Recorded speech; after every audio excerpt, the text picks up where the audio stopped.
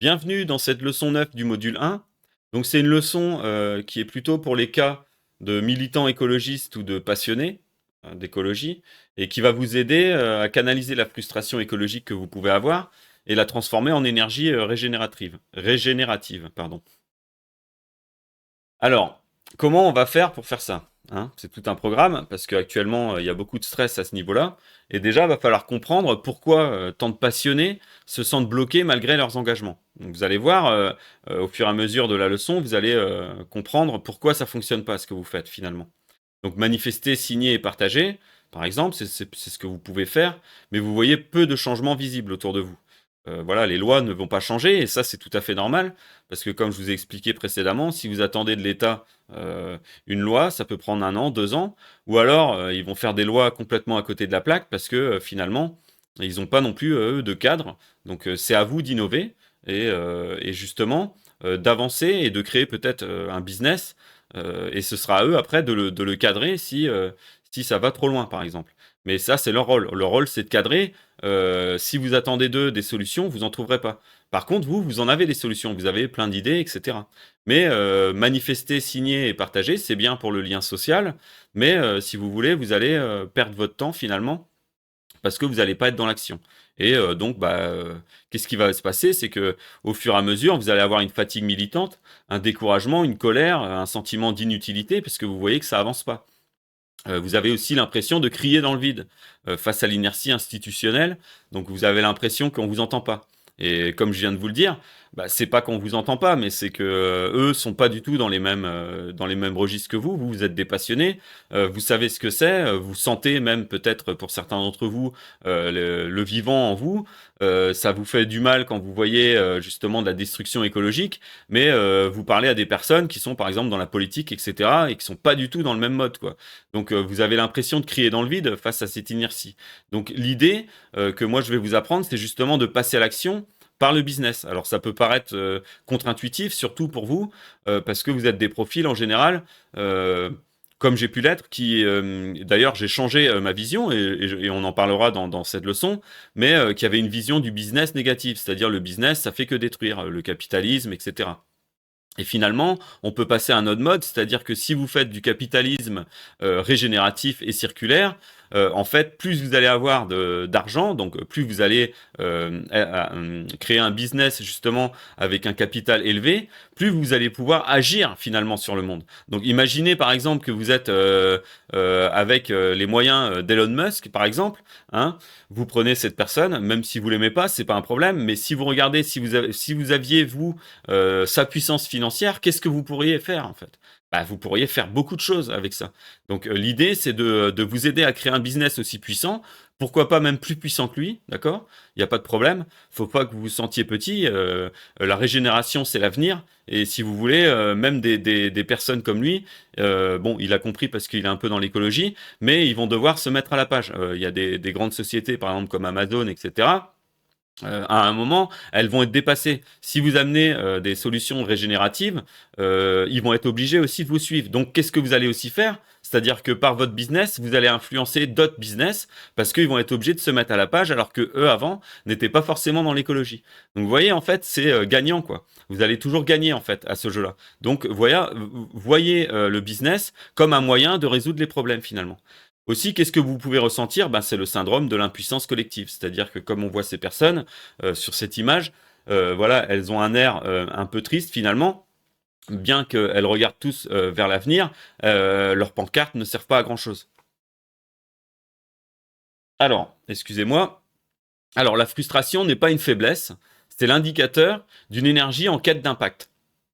Donc c'est comme ça que je vais vous apprendre à voir les choses, c'est-à-dire vous êtes frustré et vous pensez justement que c'est une faiblesse parce que vous avez une frustration et vous voyez pas de solution. Et finalement, c'est un indicateur d'une énergie qui dit en vous que vous êtes en quête d'impact, mais vous savez pas comment faire. Donc comme vous savez pas comment faire, vous criez, hein, c'est la première étape. Moi, je vous ai parlé un petit peu de mon parcours dans le webinaire. Moi, par exemple, mon parcours, qu'est-ce que ça a été? Au départ, j'ai commencé par faire de la musique. Donc, je criais, donc c'était du hip-hop, hein. Donc, je faisais de la musique, j'écrivais des textes assez profonds, conscients, etc. Mais qu'est-ce que je me suis rendu compte? À un moment, je me suis rendu compte que c'était pas suffisant parce que, Certaines personnes ne comprenaient pas vraiment mes paroles. Bon, j'avais un groupe, etc. C'était super, hein. Par contre, c'est une super expérience. Mais j'ai senti que ça n'allait pas assez loin et que j'aurais pas pu résoudre les problèmes dont je parlais dans mes textes si moi-même je passais pas l'action. Donc après, il y a eu le design, etc. Je vous raconterai peut-être un peu plus précisément mon parcours. Mais voilà, ça a été plein d'étapes comme ça qui m'ont fait comprendre à un moment qu'il fallait que je passe à l'action. Et finalement, le business était peut-être un moyen et aussi mes concepts d'amener ma pierre à l'édifice et de commencer à changer les choses par ce que je suis en train de faire là, par exemple, avec vous aujourd'hui. Donc voilà, l'idée, c'est justement de comprendre pourquoi l'action collective semble peut-être stagner déjà, où se situe la frontière entre lucidité, découragement et passage à l'action créatrice. Et ça va révéler en vous un profond désir de changement et de justice. En fait, c'est ça l'idée. C'est-à-dire que ce que vous avez en vous, c'est un désir de changement et de justice, donc de la justice écologique, mais aussi de la justice humaine, pour que votre environnement soit harmonieux. Et en fait, votre colère, c'est ça que ça révèle. Ça révèle que vous avez un désir de changement. Donc ça, c'est bien. Pourquoi? Parce que vous êtes, vous, des personnes qui êtes le moteur de l'avenir, finalement. Parce que vous êtes le moteur de changement. Donc au départ, ça commence par râler, mais ensuite, c'est vous qu'on va écouter pour avoir des idées, peut-être, pour trouver des solutions. D'accord? Donc c'est un signal d'alarme interne qui vous invite à agir différemment, finalement. Donc, c'est pas une frustration ou une faiblesse, c'est un signal d'alarme qui vous invite vraiment à changer de posture. Donc, c'est loin d'être paralysant, ça peut être le moteur en fait de vos innovations. Donc ça, on va le voir aussi, et déjà on l'a vu un petit peu. Mais pourquoi qu'est-ce qui se passe? C'est-à-dire que par exemple, vous avez un problème avec quelque chose que vous voyez dans le monde et qui vous fait du mal. Donc, je sais pas, ça peut être la pollution, ça peut être la perte de biodiversité, etc. Ben, dans ce cas-là, au lieu d'être paralysé par cette vision, vous pouvez vous dire quelle solution je peux apporter. Si c'est par exemple un problème avec la biodiversité, créer de la biodiversité. Et la régénération, la circularité, ça va aider à en créer. Donc, par exemple, vous pouvez créer une entreprise où autour de l'entreprise, il y a des plantes, il y a des jardins de permaculture, et puis à l'intérieur, il y a des bureaux avec des gens qui font du business. Où est le problème en fait? Si les personnes font du business ou de l'économie, si en fait dehors, ils créent de la biodiversité, ça va équilibrer, pardon. Donc en fait, tout est une histoire d'équilibre. Donc il faut pas voir la transition comme quelque chose de négatif et de contraignant et pas mettre la pression justement aux autres. Je pense qu'il faut passer dans un mode d'acceptation et de compréhension qu'on peut tous y arriver, même si on a différentes valeurs, si juste on a compris que la régénération, ça va nous apporter du bénéfice. Et si vous montrez l'exemple, justement, par l'exemple, vous allez amener les autres. Donc, comme on voit sur l'image, voilà, si vous êtes dans un désespoir, il faut que vous passiez en mode espoir. Et ça aussi, réunissez-vous ensemble pour pouvoir le faire. Donc, la frustration écologique désigne la douleur ressentie lorsqu'on se heurte à l'inaction ou à la lenteur des changements attendus malgré un engagement fort. Donc ça, c'est vraiment ce qui peut vous arriver. Donc après, moi, ce que j'aimerais vous dire, c'est que la frustration n'est pas une impasse, c'est un carburant pour la régénération. Donc je vous ai parlé déjà un peu de ça, mais vous verrez au fur et à mesure du temps, passer dans la formation, que en fait, c'est dans les solutions. Par exemple, là, on voit cette personne qui plante un arbre au milieu d'une ville, mais c'est symbolique. Mais des fois, les symboles suffisent aussi. Les symboles de destruction, c'est-à-dire si on emmerde les autres, comme je vous ai expliqué précédemment en balançant de la peinture, vous allez dire il fait une obsession avec ça, mais voilà, moi je vois beaucoup, si vous voulez, par exemple, moi je suis un écologiste, je suis dans aucune association écologique, j'ai pas besoin de ça parce que moi je suis dans l'action. En fait, ça me ferait perdre du temps finalement. C'est sympa de discuter avec des gens, mais je préfère être avec des gens qui sont dans l'action plutôt qu'être avec des gens qui sont tristes finalement et qui sont parce que là je vais passer mon temps à essayer de les aider à être moins tristes parce que moi je le suis plus. Donc finalement, moi j'ai pas besoin de ça.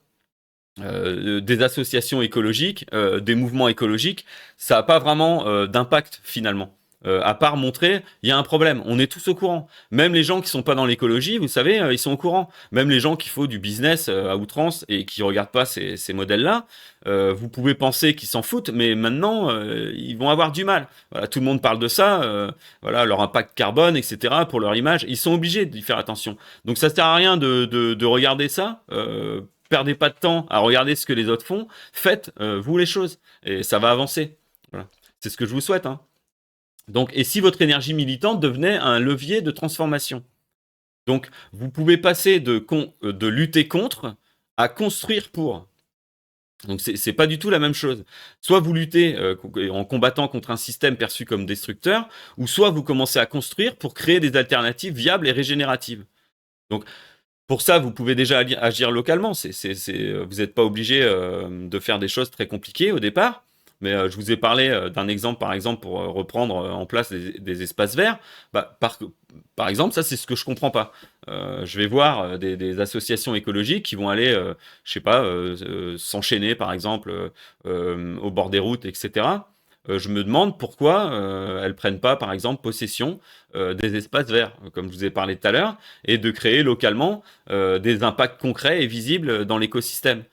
Ça va amener une prise de conscience, ça va amener du bonheur, ça va amener de l'abondance, et les gens autour vont beaucoup plus comprendre l'intérêt de s'intéresser justement, qu'est-ce que ça va apporter de s'intéresser à l'écologie, parce qu'ils vont en voir les bénéfices. Si vous faites que leur crier au visage, finalement, les seuls bénéfices qu'ils vont voir, c'est ça rend les gens fous. Donc ça va pas les intéresser, c'est pas sexy quoi. Ça va pas les amener vers vous, hein. Ça va créer un effet de repoussoir finalement. Donc c'est un peu ce qu'on peut retrouver aussi en politique. Donc, s'aligner avec les principes du design régénératif circulaire aussi. Hein, ça va vous aider parce que c'est des principes assez simples qui vont vous permettre de cadrer vos designs, que ce soit dans votre design produit, mais aussi dans votre business model et aussi dans vos lieux, hein, dans les lieux que vous créez. Donc des exemples inspirants aussi pour réenchanter l'engagement. Donc par exemple, pardon, pour vous parler de moi, de la colère à la créativité, donc je vous en ai parlé un petit peu hein, précédemment. Par exemple, moi j'étais dans la musique, etc. J'ai fait beaucoup, c'est quand même quelque chose qui a été une grande partie de ma vie. Je continue à en faire hein, à côté. Euh, Ça a été une expérience très puissante. Bah, du coup, qu'est-ce que ça m'a apporté, moi, cette expérience? C'est que déjà, j'ai appris beaucoup de choses dans le design, visuel aussi, et aussi dans la façon de présenter ou de parler en public, par exemple. Donc, vous voyez, ça m'a quand même apporté des choses qui peuvent me servir maintenant, et bien d'autres choses d'ailleurs. Qu'on va pas développer là. Mais pour vous faire comprendre, c'est qu'en fait, quand je suis passé de la colère à la créativité, bah, ça a apporté tout ce que vous voyez aujourd'hui, c'est-à-dire des business models régénératifs et circulaires, la capacité d'apprendre aux gens, etc. Comment faire. Et aussi la capacité, grâce au design régénératif circulaire, de créer des produits, en fait, et des architectures. Donc, en fait, avec mon modèle, je peux répondre à toutes les solutions. Moi, j'ai toutes les solutions, en fait, à vos problèmes. Ça peut paraître un peu présomptueux, mais le DARC, le DRC et l'ARCH, ça résout pratiquement tous les problèmes écologiques. Parce que ça s'attaque au business model, donc bah, ça c'est quelque chose qui détruit beaucoup la planète. Ça s'attaque aux produits, donc ça va empêcher d'avoir des produits qui sont pas régénérateurs et pas circulaires. Et aussi au niveau des bâtiments, parce que les bâtiments ça pollue beaucoup, hein, la construction. Donc voilà, ça va résoudre pratiquement tous les problèmes finalement. Donc, ben, j'ai fait comme vous, j'ai cherché, enfin, j'étais en colère, et puis maintenant, je vous le souhaite de faire comme vous, c'est-à-dire de passer à la solution. Maintenant, si vous êtes ici, je pense que c'est que vous avez commencé à comprendre qu'il fallait passer à l'action. D'accord? Donc, ensuite, bah, par exemple, il y a revaloriser les déchets. Chaque problème cache une ressource potentielle. Alors, ça, c'est pareil. Il faut savoir qu'aujourd'hui, un des plus gros business et qui est vraiment une mine d'or pour les entrepreneurs qui ont compris le principe, c'est-à-dire que les déchets vont devenir des ressources. Et là-dedans, donc la pollution, si vous voulez, ça va devenir des ressources pour créer des nouveaux produits à partir des déchets. Et donc là-dedans, il y a un énorme potentiel de business model et de produits à créer en rapport avec les déchets. On le voit à côté, par exemple, hein, ça peut être de l'upcycling, du recyclage avec le plastique, etc. Enfin voilà, il y a beaucoup de choses. On le verra par la suite. Je vais vous développer un peu ça hein, dans les prochains modules. Là, on est vraiment sur un module d'introspection, bien qu'on commence à rentrer un petit peu dans le vif du sujet. Alors, ensuite, vous pouvez aussi vous inspirer d'exemples concrets de projets régénératifs et circulaires. Comme je vous ai dit dans les leçons précédentes, on n'en voit pas encore beaucoup de projets qui sont et régénératifs et circulaires, parce que c'est un petit peu unique comme méthode, mais vous pouvez trouver des projets intéressants au niveau écologique, qui soient circulaires par exemple, ou régénératifs, mais voilà. Donc ça peut vous inspirer aussi pour trouver des idées, etc. Et puis n'hésitez pas à vous servir de l'IA aussi pour vous dire, bah voilà, quel projet, vous parlez de vos valeurs, etc. Donc il y a une citation que j'aime beaucoup de Lao Tse, hein, qui peut un peu résumer tout ce qu'on se dit depuis tout à l'heure, c'est mieux vaut allumer une bougie que maudire les ténèbres. Donc en fait là, voilà, en une toute petite phrase, il a tout dit, hein. Il vaut mieux arrêter en fait de maudire les problèmes et passer à allumer une bougie, c'est-à-dire à créer une solution.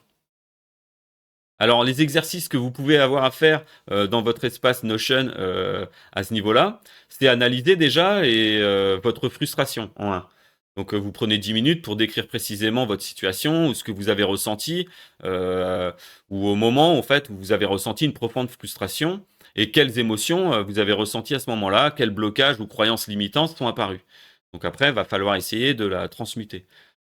Aussi, ce que vous pouvez faire dans ces exercices, c'est l'identification d'un problème local, par exemple, hein, pour commencer tout de suite, c'est déjà voir dans votre environnement un problème concret. Le déchet, c'est aussi un problème, mais c'est pas le même problème. Le déchet, le gaspillage et l'injustice écologique. Voilà. Bon, je vous donne des pistes. Après, c'est à vous de trouver, hein, suivant votre localité, hein. Toutes les localités sont différentes, bien évidemment. Donc, sur lesquelles vous pouvez agir à votre échelle. Ensuite, bah, vous posez des micro-actions, vous brainstormez 3 micro-actions réalisables cette semaine pour transformer ce problème en ressources et en opportunités. Donc je pense que vous avez compris aussi, quand je dis des micro-actions, c'est pas la peine, en fait, si vous voulez, d'aller ramasser les poubelles dans la forêt. Plutôt inventer un système qui permette de plus créer de déchets. Voilà, comme ça, vous allez à la source du problème. C'est bien de le faire, ça va aider et ça va, voilà, c'est une première étape, on va dire, mais passer à un mode pour aller plus loin. Moi, c'est ce que je vais vous apprendre, c'est d'aller à la source du problème et de la régler par le design. Parce que ce que vous allez comprendre, le design, c'est là où c'est puissant, si vous voulez. C'est que c'est ce que j'ai compris hein, avec le mot design, la conception. C'est que si vous voulez, tous les problèmes qu'on a actuellement sont des problèmes de design. Si vous designez un produit qui est déjà régénératif et circulaire, ben finalement, vous réglez les problèmes qui peuvent arriver par la suite. Donc, c'est dans le design de votre produit que tout va se passer. Donc, vous pouvez brainstormer 3 micro-actions réalisables cette semaine, mais ça peut être aussi de trouver des idées de comment transformer ce problème, un problème de déchets par exemple, en ressources ou de créer un produit qui va vous donner des opportunités à ce niveau-là. Donc aussi, n'hésitez pas le partage et le soutien, hein, partagez votre idée avec votre buddy, votre collègue que vous avez pu trouver sur le Notion, pas sur le Notion, pardon, je me suis trompé, sur le Discord de la Designer Academy. Sur le Notion, par contre, vous allez pouvoir faire vos exercices pour recevoir du soutien et aussi des suggestions. Aussi, vous pouvez faire une petite réflexion sur votre pouvoir d'agir, de qu'est-ce que le passage à l'action, même minime, ça va changer votre perception, si vous voulez, et votre pouvoir d'agir, donc sur votre pouvoir d'agir. Parce que souvent, vous avez une mauvaise perception de votre pouvoir d'agir, alors qu'en fait, même localement, vous avez un énorme pouvoir. Donc voilà, je vous remercie pour avoir suivi cette leçon, et j'ai hâte de vous retrouver dans la leçon suivante. À tout de suite.